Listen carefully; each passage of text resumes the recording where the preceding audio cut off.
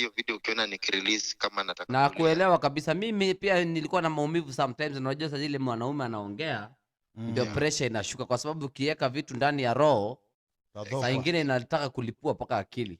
Mimi after kurelease hiyo video nilifeel at least niko relieved, kwa sababu nilikuwa nafikiria mambo mingi. Unajua sasa saa hiyo huwezi anza kuambia watu una pesa, wale wanakupigia wanataka bado pesa. Lazima unajua ukifunguka mambo namna hiyo, hata ule mtu alikuwa anakudai deni anaona yenyewe huyu mtu kweli ameisha. Lakini ungenyamazia, ni wewe tu ndio unaojua unaumia, na ule mtu anakuona ulikuwa unapeana pesa jana na yeye anakudai. Watu wanataka kutoa hata roho. Lakini ukirelease vitu kama hizo, hata wale walikuwa wajui wanajua kweli mambo ijaenda vizuri, na wamekutapeli pesa mingi na umemwaga pesa na material na muda na mambo yote.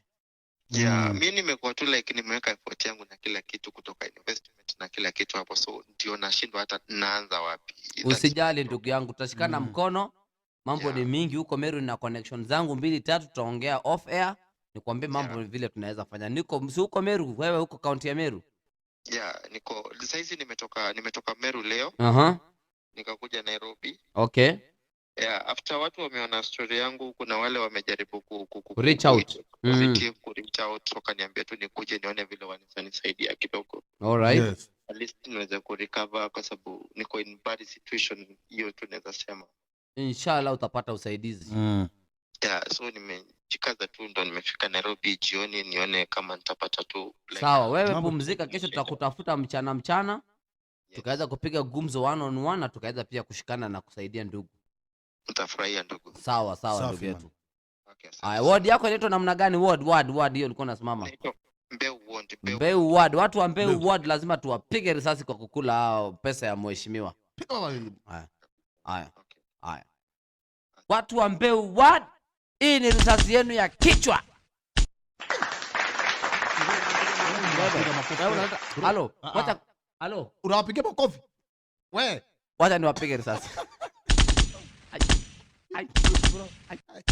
Usikubali tena mambo. Unataka kupiga makofi na wamekula pesa mheshimiwa. Piga hawa risasi nyingine tena, moja ya matako ya left.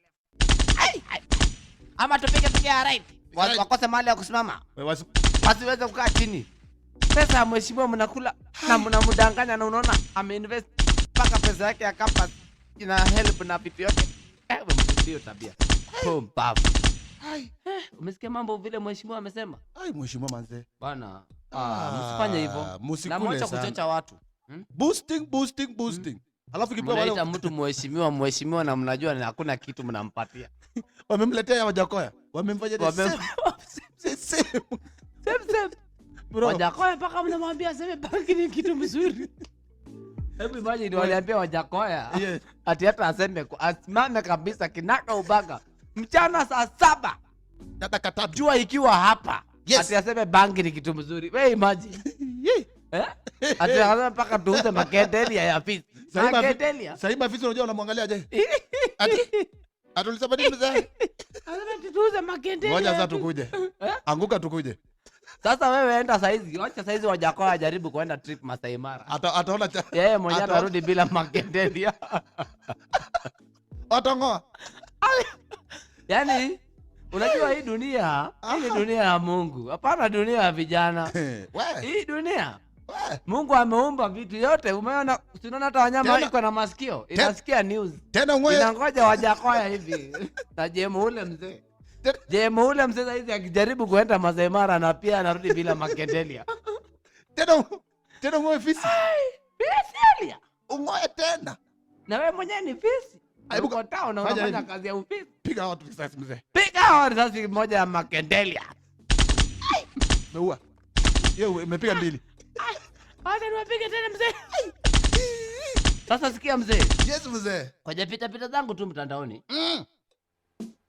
Koja mimi ni mzee wa kufanya utafiti. Yes mzee. Nimekaa pale mtandaoni. Kupita tu. Kufanya namna gani? Kupita tu. Nikakutana na hii nongwe.